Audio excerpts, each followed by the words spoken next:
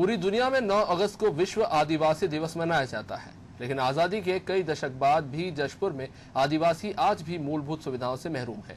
आदिवासियों के गांव में पहुंचने को सड़क तक नहीं है और आदिवासी बिजली, पानी जैसी मूलभूत सुविधाओं के लिए भी मोहताज है। देखिए, आजादी के बाद से विकास के खोखले दावों की पोल खोलती ये रिपोर्ट। जशपुर जिला मुख्यालय से लगभग 75 किलोमीटर दूर बगीचा विकास खंड के ढोडर अंबा ग्राम पंचायत के आश्रित ग्राम डूडकोना में कुल 42 परिवार निवासरत हैं। इनमें से अधिकांश परिवार विशेष संरक्षित जनजाति पहाड़ी कोरवा है, जो राष्ट्रपति के दत्तक पुत्र माने जाते हैं। गांव के विकास के बारे में बात करें तो इस गांव में पहुंचने के लिए एक सड़क तक नहीं है। पगडंडियों के सहारे घने जंगलों के बीच गांव तक 1.5 किलोमीटर पैदल चलकर लोग पहुंचते हैं। इस गांव में विकास के नाम पर एक स्कूल भवन और एक आंगनवाड़ी बस है। स्कूल के लिए एक अतिरिक्त कक्ष भी स्वीकृत हुआ था, जो भ्रष्टाचार की भेंट चढ़कर आज तक अधूरा पड़ा हुआ है। पेयजल की बात करें तो इस गांव में हैंडपंप की बात तो छोड़ ही दीजिए। गांव में एक पक्का कुआं तक नहीं है ताकि पानी आदिवासी पेयजल के लिए उपयोग कर सके।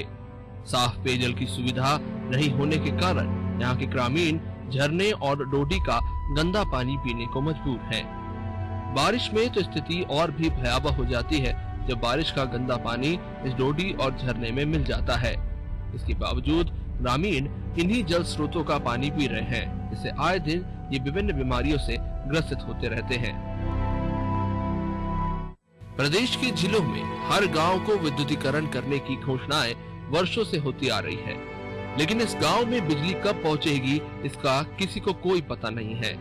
गांव में बिजली नहीं होने से ग्रामीण खासे परेशान है। गांव में बिजली नहीं होने के बावजूद यहाँ के आंगनवाड़ी भवन को विद्युतीकरण कर शासन के पैसों का दुरुपयोग भी किया गया है। बिजली नहीं होने की वजह से बारिश और गर्मियों के मौसम में ग्रामीणों को सर्पदंश का भी खतरा बना रहता है।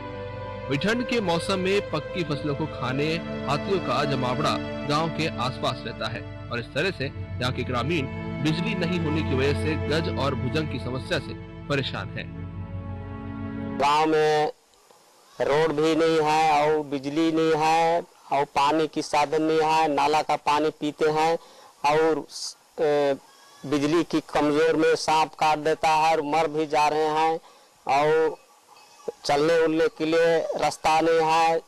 पहाड़ में अकेला भी चल के आ जाते हैं और कोई साधन नहीं है। पानी कर हम परेशान है, सब जट कर है। बिजली होनी है ना कहीं नहीं है मटने, गाड़ी ना घोड़ा कोनो कर साधन नहीं है, रोड ना कहीं नहीं है मटने। पानी हम नाला करला पीथन झेरिया करला हो जुन बीमारी किसे कर भी हो। ऐसा नहीं है कि इस गांव में किसी नेता या अधिकारी की नजर ना पड़ी हो।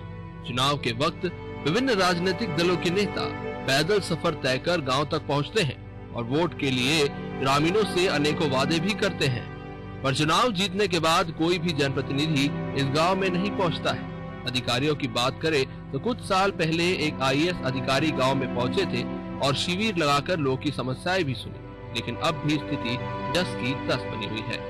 इस क्षेत्र की जिला पंचायत सदस्य रीना बरला यहाँ बारिश के बाद मूलभूत सुविधाओं की कमी को लेकर बात कर रही हैं। तो वहीं प्रदेश कांग्रेस की महामंत्री फुलकेरिया भगत इस मामले में बीजेपी के 15 साल के शासनकाल पर सवाल उठा रही है। तो वही बीजेपी सांसद गोमती साय कांग्रेस के 70 साल के विकास के दावों पर सवाल खड़े कर रही है। हालांकि अधिकारियों का कहना है कि जल्द ही गांव के विकास के लिए प्रयास शुरू हो जाएंगे। हाँ, वो मेरा चुनावी क्षेत्र रहा है और वो पहुंच भी नहीं रहा है, तो मैं भरसक प्रयास करूंगी कि फिलहाल के लिए तो अभी वहाँ पहली प्राथमिकता रोड है। तो ये अपना जिला पंचायत परिषद में बैठ के सीओ साहब से चर्चा करके सबसे पहले तो रोड को सैंक्शन करने का प्रयास करेंगे और उसके बाद थोड़ा बारिश कम हो जाने के बाद मैं पेयजल का वहाँ बोरिंग का व्यवस्था करूंगी प्राथमिकता क्रम से। पहले तो 15 साल बीजेपी सरकार था, उन्होंने बड़े बड़े दावे किए, लेकिन आज तक उस दुरुस्त एरिया का वो लोग विकास ही नहीं किए, क्योंकि वहाँ पहाड़ी कोरवा लोग रहते हैं और वहाँ आने जाने की कोई सुविधा नहीं है।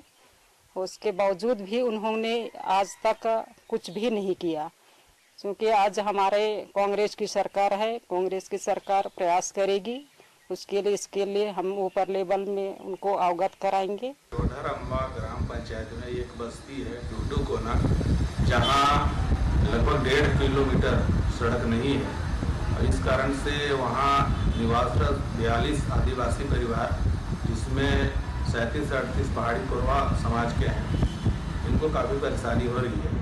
अभी माननीय पंचायत मंत्री जी के यहाँ से एक लेटर प्राप्त हुआ है, जिसमें ऐसे ग्राम जहाँ सड़क पुल पुलिया नहीं है, वह ग्राम पहुँचविहीन है, उसका प्रस्ताव मांगा गया है। मेरे द्वारा यह प्रस्ताव तत्काल भेजा जा रहा है और उम्मीद है कि इस ग्राम में भी सड़क और पुलिया बन जाए। एकदम ट्रैवल एरिया है, ट्रैवल लोग रहते हैं उस ग्राम में, तो निश्चित है बिजली रोड पानी पहुंचना अनिवार्य है। लेकिन कांग्रेस सरकार 70 साल में तो नहीं किया है, और लेकिन आज बीजेपी 15 साल रही, लेकिन कोई कारणवश नहीं पहुंच पाया होगा। लेकिन अभी मेरे संज्ञान में आया है, अभी कांग्रेस की सरकार है और कांग्रेस की सरकार को अभी ध्यान देना चाहिए। ऐसे ऐसे जगहों को चुनिंदा मतलब चुनना चाहिए कि विकास वहां जल्दी से जल्दी पहुंचे। अभी मेरे संज्ञान में बात आया है तो मैं जरूर उस बात को लेकर के पहल करूंगी। भले ही इस मामले में बीजेपी और कांग्रेस एक दूसरे पर सवाल खड़े कर रहे हो, लेकिन कहीं ना कहीं इस गांव के हालातों के लिए दोनों ही दल जिम्मेदार हैं। बहरहाल अब देखना ये होगा कि इस गांव की सूरत बदल पाती है या नहीं, गांव तक विकास पहुंच पाता है कि नहीं, अब ग्रामीणों की मूलभूत सुविधाएं मिल पाती है या नहीं, या फिर इसी तरह से ग्रामीण मूलभूत सुविधाओं के लिए जद्दोजहद करते रहेंगे। कैमरामैन जयदन चौहान के साथ जशपुर से भोज नारायण।